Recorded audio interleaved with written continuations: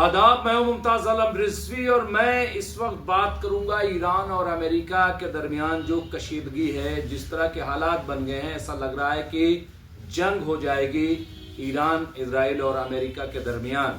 पूरा माहौल बन गया है। क्या वाकई इस जंग को ये माना जाए कि अगर ये होती है तो ये तीसरी आलमी जंग की तरफ एक कदम होगा, या दुनिया क्या तैयार है? सवाल ये भी है। अमेरिका भले चाहे, लेकिन दुनिया इसको कैसे देखेगी? आइए मिडिल ईस्ट पर बड़ी गहरी नजर रखने वाले सीनियर पॉलिटिकल एनालिस्ट और सामाजिक कारकुन दानिश्वर जनाब कलीमुल हफीज साहब से बातचीत करते हैं। बहुत बहुत इस्तकबाल है कलीमुल हफीज साहब आपका। और हालात तो आप देख ही रहे हैं जिस तरह के हैं, क्योंकि दुनिया जो है वो तशवीश में है, बहुत परेशान है। क्योंकि कोरोना के बाद फिर रूस यूक्रेन, उसके बाद गाजा, ये सब जितने ऐसे हालात हैं, कोई अब ये चाहता नहीं कि जंग हो। कैसे देखते हैं आप? देखिए, इसमें तो कोई दो राय नहीं कि दुनिया का एक बड़ा बदनसीब दौर चल रहा है। ऐसे लोग हुक्मरान हैं जो तबाही को पसंद कर रहे हैं। ये आधी दुनिया इस खौफ से सहमी बैठी है कि आखिर अमेरिका के जो सरबराह हैं वो उनका कब क्या मूड हो जाए और किस पे वो तबाही की वजह बन जाए। लेकिन यहाँ तारीफ करनी होगी ईरान की और ईरान की लीडरशिप की कि उन्होंने उस बेलगाम बादशाह को डरने पे, सोचने पे मजबूर किया। अमेरिका की जो बादशाहत मिडिल ईस्ट में बेरोक टोक पिछले 70-80 साल से चली आ रही है, उस पर सवालिया निशान लगा दिया है। जिस कदर धमकी और जिस कदर अमेरिका के स्टेटमेंट्स आए हैं, उससे ये मालूम होता है कि उन्होंने जिस तरह से घेराबंदी की है सेकेंड वर्ल्ड वार के बाद, वो सबसे बड़ी घेराबंदी है। पिछले 24 घंटे में कोई नई वार्निंग नहीं आई है, लेकिन एक वार्निंग बहुत खतरनाक लगती है, वो है पेंटागन की। पेंटागन ने एक वार्निंग, एक कहा, स्टेटमेंट दिया। पेंटागन का मतलब है कि फिर एक तरह से वो तो वार जो मिनिस्ट्री है उनकी, उसका स्टेटमेंट है कि इस बार हम कोई नया सरप्राइज देंगे ईरान। यकीनन ईरान ने भी उसका भरपूर जवाब दिया और बाकायदा पोस्टर छाप के जवाब दिया कि हमारी जो जवाबी कार्रवाई होगी वो भी गैर मामूली होगी और वो भरपूर हो। दूसरा, ईरान ने एक बड़ी खास जो वार्निंग दी है कि अगर आप छोटे मोटे हमले की बात नहीं, अगर ये खरोच भी आप ईरान पर आई तो ये इसको हम पूरी वार समझेंगे और उसका जवाब भी पूरी वार के तौर पे दिया जाएगा। बिल्कुल। तो ये दो स्टेटमेंट से पूरा खित्ता खौफजदा है।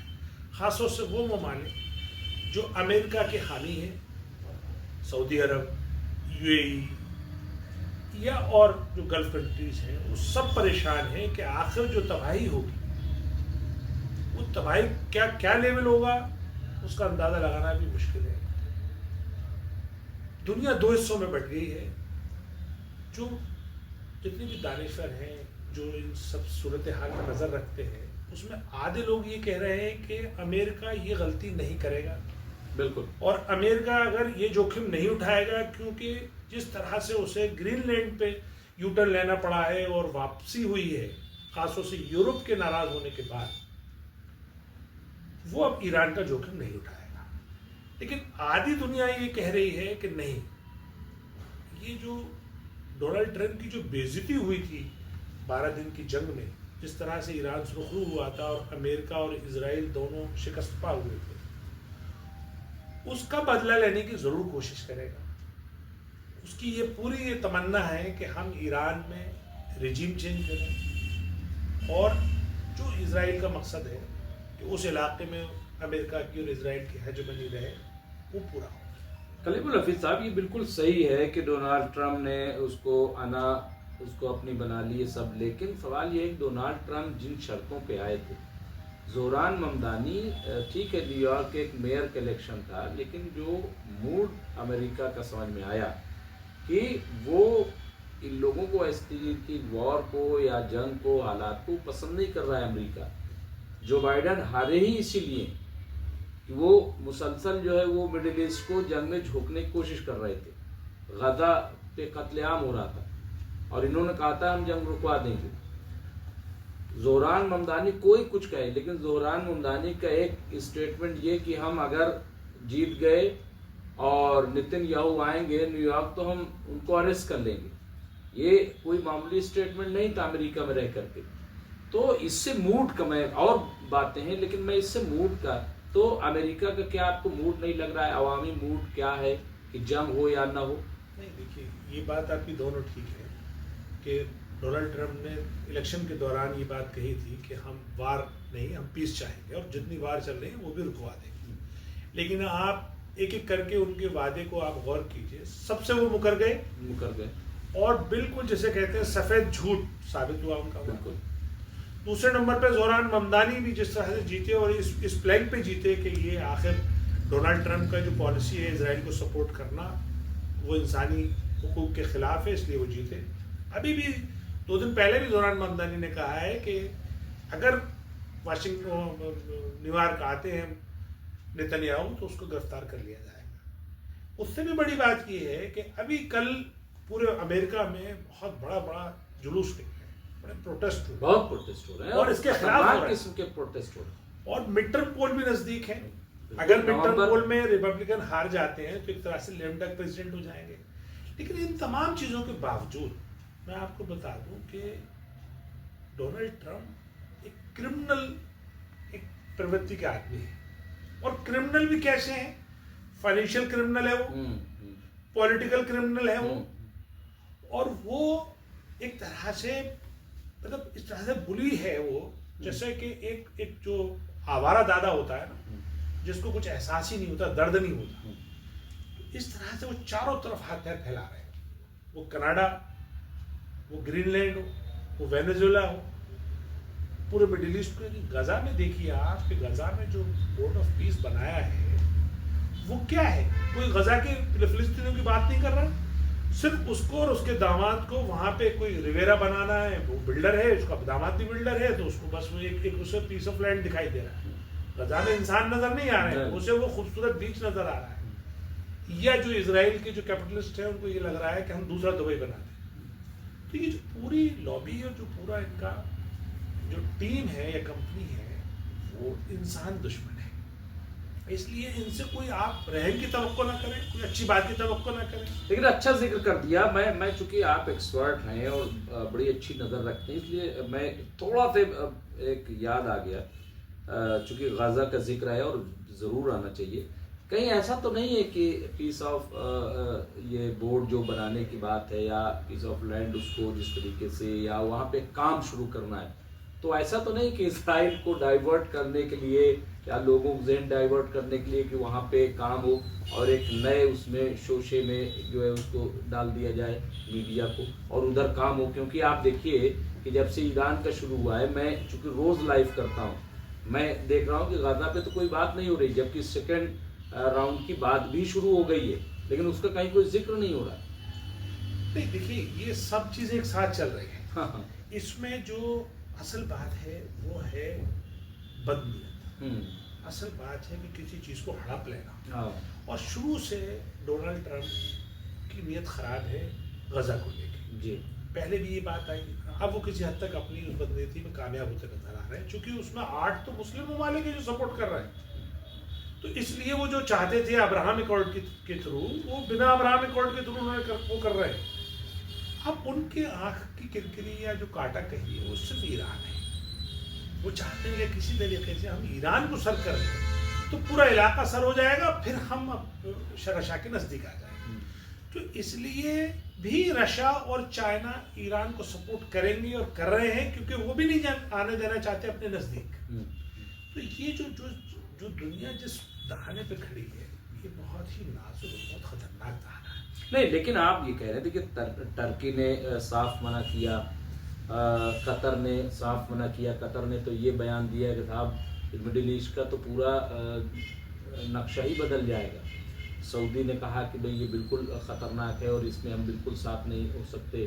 अब यूएई भी आ गया तो क्या आपको लग रहा है कि इनकी कोई हैसियत नहीं है? ये जो इनके बयान को इनको नज़रअंदाज कर दिया जाएगा बिल्कुल से?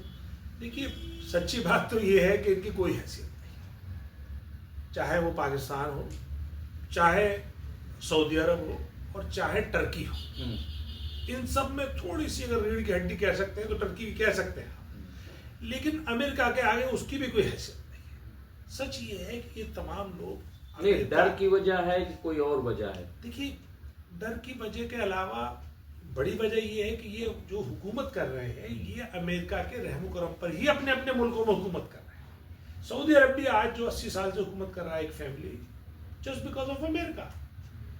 पाकिस्तान में जो फौजी हुकूमत है इस वक्त, जो इमरान खान को जेल में डाला हुआ है, just because of America. Turkey को जरूर आप कह सकते हैं कि उसमें अर्दगान और थोड़ा वहां पब्लिक का कुछ कह सकते हैं, लेकिन वो भी किसी ने नहीं, इनको यही डर रहता है क्या कहीं रिजीम चेंज न कर दें, कहीं कुछ है ये जैसे ईरान, अभी तो चीन का भी आ गया था अरे भाई, आप इनको देखिए, ये जो मोसाद और CIA का जो नेटवर्क है पूरी दुनिया में, वो इतना खतरनाक है। अभी 4-5 आपके पड़ोस में आप वाकई हुए हैं। बांग्लादेश उन्होंने पूरी तरह से चेंज कर दिया, हम और आप क्या कर पाए। नेपाल उन्होंने पूरी तरीके से चेंज कर दिया, हम और आप क्या कर पाए। श्रीलंका उन्होंने चेंज कर दिया, हम और आप क्या कर पाए। अफगानिस्तान में जरूर उनकी शिकस्त हुई और वो भागे, लेकिन वो भी अपनी मजबूरी में भागे। अदरवाइज ये पूरा अफगानिस्तान में तो जंग हुई एक तरीके से, लड़ते रहे, जो तो लड़ते रहे, लेकिन तबाही बहुत लंबी हुई ना। अब मसला ये है कि ये जो जंग है इस वक्त, ये जंग है ईमान वर्सेस मादा परस्त लोग, जज्बा वर्सेस कैपिटलिज्म। अब देखना ये है कि जज्बा जीतता है या रिसोर्सेज जीतते हैं। मैंने जितनी तारीख का मुताला किया है या जितना मैं समझ पाया हूँ अपनी छोटी सी जिंदगी में, कि हौसले के आगे तमाम आपके वसाइल, तमाम आपके रिसोर्सेज रखे हैं। तो ईरान और ईरान की लीडरशिप ने जो जोश, हौसला और जो जज्बा दिखाया है, खास तौर से जो अभी उनका जो अनरेस्ट हुआ, और वो मोसाद ने कराया, डिक्लेयर्ड मोसाद ने कराया, लेकिन उन्होंने उसको जितनी खूबसूरती से 3 दिन के अंदर कंट्रोल,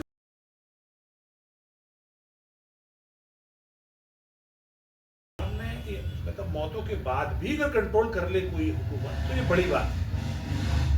सिर्फ एक ही वजह से, चूंकि उनकी जो लीडरशिप है वो अपने कौम के लिए और अपने मुल्क के लिए हर तरह की कुर्बानी देने को तैयार है। वो लोग मटेरियलिस्टिक लोग नहीं हैं। इसीलिए आपने देखा होगा बहुत कोशिश कर ली इन्होंने कि IRGC में किसी तरह का कोई बगावत हो जाए, किसी तरह से जो पास दराने जो इंकलाब जो उनका ग्रुप है उसमें किसी तरह से बगावत हो जाए, नहीं हो पाए।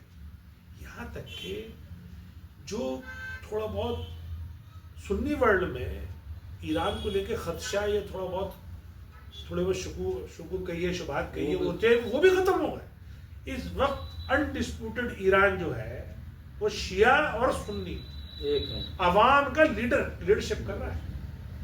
तमाम आलम इस्लाम की बात मैं कर रहा हूँ, मैं खुद सुन्नी हूँ और ये मैं बात आपके चैनल पे रिकॉर्ड पे कह रहा हूँ कि इस वक्त जो लीडरशिप का मुजाहरा किया है ईरान ने, वो काबिल दाद है, काबिल तहसीन है, काबिल रश्क है।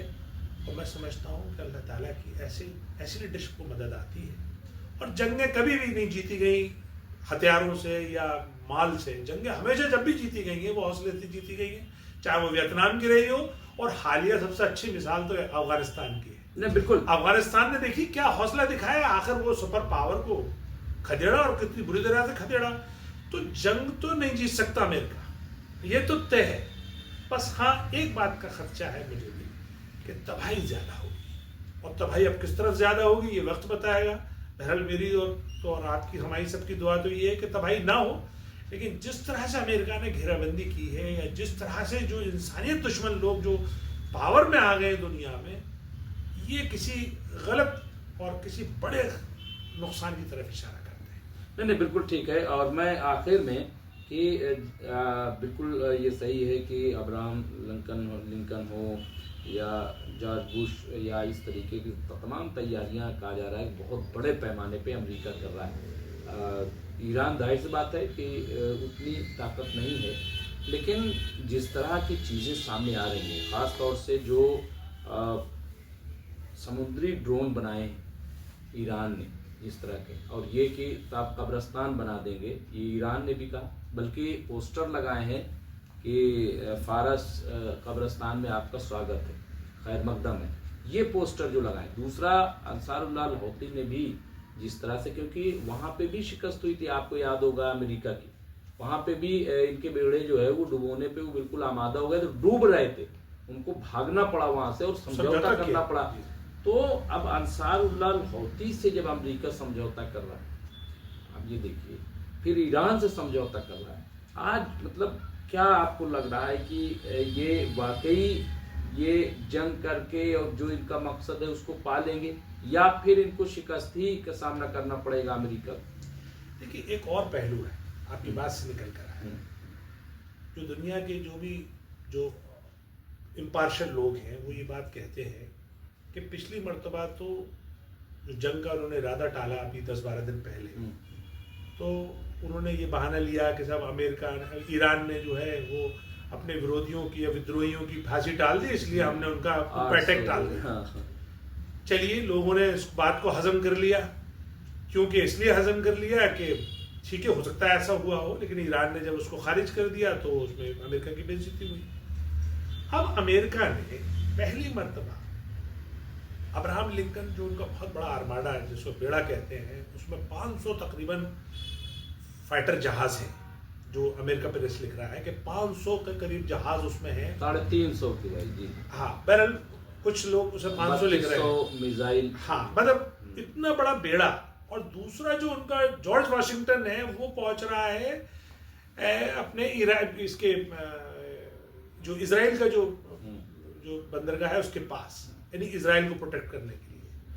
तो ये इतनी बड़ी तैयारी के बाद अगर अब अमेरिका नहीं अटैक करता है तो अमेरिका का बहुत बेइज्जती होगा, क्योंकि पूरी अब क्या कहेंगे, इतनी तैयारी करने के बाद तो अब कोई ब्लफ भी नहीं चल सकता ट्रंप का, जबकि ट्रंप ब्लफ करने में मशहूर है, वो अपनी बात से पलट जाते हैं, कुछ भी बोल देते हैं, कभी भी यू टर्न ले लेते हैं। लेकिन इस मर्तबा मैं समझ रहा हूँ कि ईरान ने फंसा दिया। वही मैं कह रहा हूँ, देखिए ईरान ने भी जिस तरह से घेरा है, पानी की सतह पर भी ईरान की तकरीबन 3000 पनडुब्बियां जो है वो इस वक्त एक तरीके से घेरे में पूरा ले रखा है उनको, कि ये हम जाने नहीं देंगे। तो अगर चलिए अभी तो बेइज्जती जो है कि लौट जाएंगे, या समझौता हो गया, या बातचीत, जैसा कि अभी बातचीत ये भी आ रही है कि आमने सामने नहीं लेकिन बैकडोर से बातचीत भी हो रही है, ऐसा कहा जा रहा है, उसमें कतर और सारे मुल्क जो हैं, तो अभी भी कदर गनीमत की कम। लेकिन अगर ये डूब गया इनका अब्राहम लिंकन, फिर क्या होगा? और जिस तरीके के आसार दिखाई दे रहे हैं, क्योंकि इनके पास जो बता रहे हैं कि इलेक्ट्रॉनिक जो है वो ड्रोन बने हुए हैं, जो पता भी नहीं चलता। कल भी मैंने रिपोर्ट पढ़ी कि पानी के अंदर ये कहाँ से आ रहे हैं, कहाँ जा रहे हैं, किस तरीके से जा रहे हैं, पता भी नहीं चल रहा है ऊपर, मतलब इसको तलाश भी नहीं कर पाएंगे, तब क्या होगा? देखिए साहब, अल्लाह की सुन्नत समझिए, हर फिरौन को डूबना है, ये अल्लाह पाक की सुन्नत है, और अल्लाह ने अपने कलाम में इसको दर्ज करके अमर कर दिया है, हर फिरौन को डूबना है। तो आज का फिरौन तो बिलाशुबा ट्रंप और अमेरिका है और इजराइल है, इसको डूबना तय है। अब किसके हाथ डूबना है ये भी अल्लाह ताला ने तय करना है। जो हालात बन रहे हैं वो तो मुझे ये ऐसे ही लग रहे हैं कि वो ईरान के हाथों ये फिरौन डूबेगा। बहरहाल मेरी और आपकी और मेरी तो दुआ है कि अल्लाह ताला ऐसे ही करे, लेकिन तबाही के बड़े आसार हैं, हालात नाजुक हैं, बैकडोर से बात भी चल रही है, लेकिन बैकडोर से बात चलने का कोई अहमियत या हैसियत इसलिए नहीं है कि जब पिछली मर्तबा इजराइल ने अटैक किया था तब तो बाकायदा बात चल रही थी, ओमान उसको बाकायदा फैसिलिटेट कर रहा था, बाकायदा बात चल रही थी, 3-4 दौर की बात हो चुकी थी, 5 राउंड की बात हो चुकी थी, राउंड की होने वाली है, बात चल रही है, उस पर तो मैं बहुत ज्यादा यकीन नहीं, मैं अमेरिका के लिए कह रहा हूँ कि वो इज्जत बचाने के लिए फिलहाल इसको। देखिए, अमेरिका का जो बड़ा इशू है, अमेरिका बड़ा खलफिशार में फंसा हुआ है। अमेरिका ऐसा समझ वो पागल हाथी है जिसको ये एहसास ही नहीं है कि वो किस तरफ जा रहा है और कितना बड़ा नुकसान कर रहा है, बस पागल हो चुका है। अब यकीनन जब हाथी कहीं इधर उधर जाता है थोड़ा नुकसान तो होता ही है, लेकिन हो पागल गया है। और ईरान ने जितनी अपनी सब्र और तहम्मुल का मुजाहरा किया है, हिम्मत और हौसले का मुजाहरा किया है, ख़ास तौर से जो देखिए जब हथियारों की जंग होगी तब तो जब होगी यकीनन उससे दोनों तरफ तबाही हो सकती है और होगी, लेकिन उससे पहले जो पोस्चरिंग हो रही है, पोस्चरिंग में आपकी हौसला और हिम्मत नजर आती है, उसमें ईरान सबकत ले गया है। ईरान के चाहने वाले सिर्फ तारीफ नहीं कर रहे हैं, ईरान के दुश्मन तारीफ कर रहे हैं कि भाई कमाल लीडरशिप, इतनी बड़ी पावर के सामने ईरान डट के खड़ा हुआ है, कोई लफ्जिश नहीं उनके किसी मिनिस्टर में, ना उनके फॉरेन मिनिस्टर में, ना उनके प्राइम मिनिस्टर में, प्रेसिडेंट में, ना उनके जो उनके रूहानी पेशवा है ना उनमें, उनकी किसी बात में कोई लफ्जिश नहीं। ये अपने आप ही जो मीडिया है, जो इंटरनेशनल मोदी मीडिया है, वो अपने आप ही कह के खुश हो जाता है, उनका कोई ऑफिशियल स्टेटमेंट आवाम कमजोर नहीं आया। कलीमुल हफीज साहब, आवाम भी, आवाम जब भी इस तरीके का होता है बाहर निकल आते हैं। कल मैंने यमन में देखा कि लोग बाहर निकल आए, ईरान में लोग बाहर निकल आते हैं, अमेरिका में आ गए लाखों। हाँ, अमेरिका में ईरान सपोर्टर बाहर आ गए। देखिए इंसानी दुश्मन कोई भी काम करेगा, कोई भी करेगा, उसमें अमेरिका यकीनन बड़ा सुपर पावर है तो उस पर सबकी नजर रहती है।